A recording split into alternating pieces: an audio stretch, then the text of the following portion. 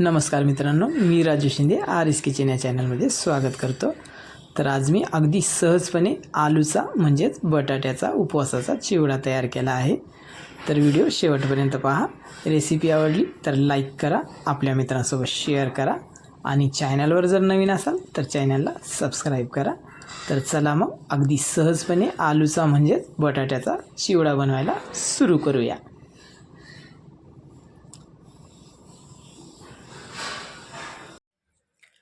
तर इथं मी 4 मोठ्या आकाराचे आलू धुवून घेतलेले आहे।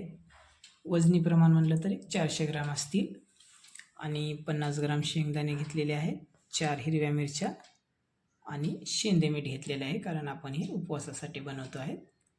तर सुरुवातीला अशा प्रकारची मी किसणी घेतलेली आहे आणि याच्या जे मोठ्या बाजूने आपण आलू किसून घेऊया, जेणेकरून आपले लांब लांब किसले जाईल। मी हा आलू सालीसकट घेतलेला आहे, तुम्हाला हवा तर सोलून घेऊ शकता। तर आपण किसून घेऊया।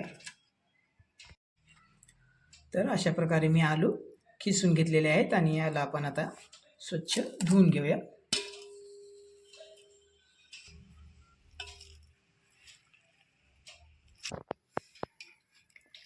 तर अशा प्रकारे आपण 2 ते 3 वेळेस स्वच्छ धुवून घेऊया। तर पाहू शकता 2-3 वेळेस धुतल्याच्या नंतर पाणी आपलं स्वच्छ दिसतंय, याचा अर्थ आपले आलू स्वच्छ धुवून झालेले आहेत आणि याला आपण आता असं पिळून घेऊया।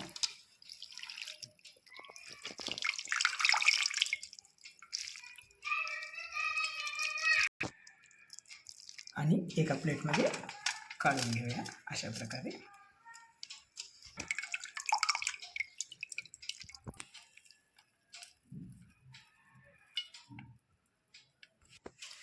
तर अशा प्रकारे आपण आलूचा खिसा काढून घेतलेला आहे आणि याला आपण आता एका कपड्यावर पंख्याच्या खाली 10 मिनिटं पाणी सुकवून घेऊया।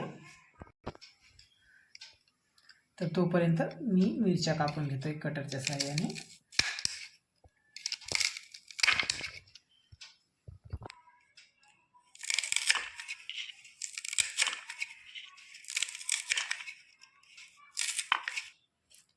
तर मी अशा बारीक साईजच्या मिरच्या कापून घेतलेल्या आहेत आणि आता आपण तेल गरम करायला ठेवूया।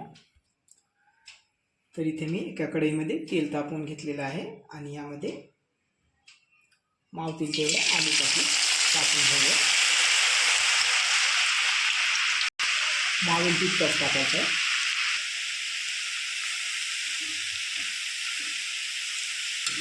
आणि मध्यम आचेवर तळून घेऊया। तर पाहू शकता आपले आलू तळत आलेले आहेत, पाहू शकता कुरकुरीत असे तळलेले आहेत आणि याला मला तळण्यासाठी जवळपास 1 मिनिट लागलेला आहे। तर यातल्या बुडबुड्याचं प्रमाण कमी झालं, याचा अर्थ आपले आलू तळून झालेले आहेत आणि आपण याला आता काढून घेऊया।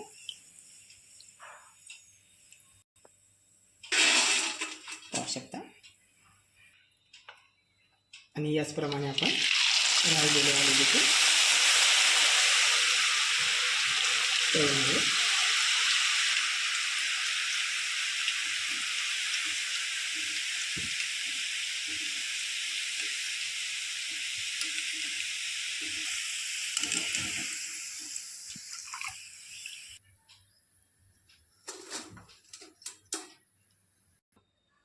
तर अशा प्रकारे मी संपूर्ण आलूचा खीस तळून घेतलेला आहे आणि आता शेंगदाणे तळतोय। तर याच तेलात मी शेंगदाणे टाकतोय,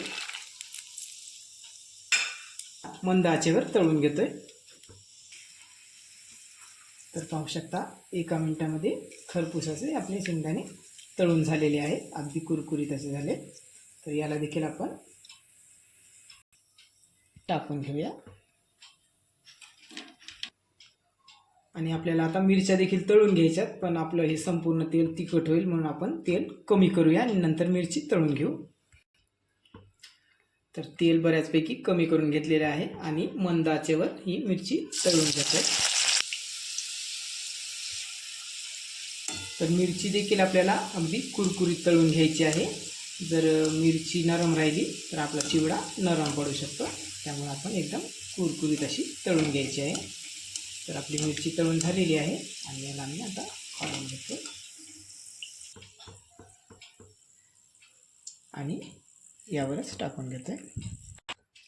तर मिरच्या तळून घेतलेल्या आहेत आणि यामध्ये मी चवीनुसार शेंदे मीठ टाकतो आहे, कारण आमच्या इकडं उपवासाला मीठ चालत नाही. तुमच्या इकडं चालत असेल तर तुम्ही मीठ देखील वापरू शकता. आणि याला अलगद असं हाताने चमच्याच्या साहाय्याने आपण मिक्स करून घेऊया, जेणेकरून आपला चिवडा हा जास्ती बारीक होणार नाही. तर पाहू शकता अगदी झटपट आपला उपवासाचा चिवडा तयार आहे. जर माझी रेसिपी आवडली तर लाईक करा, आपल्या मित्रांसोबत शेअर करा आणि चॅनलवर जर नवीन असाल तर चॅनलला सबस्क्राईब करा.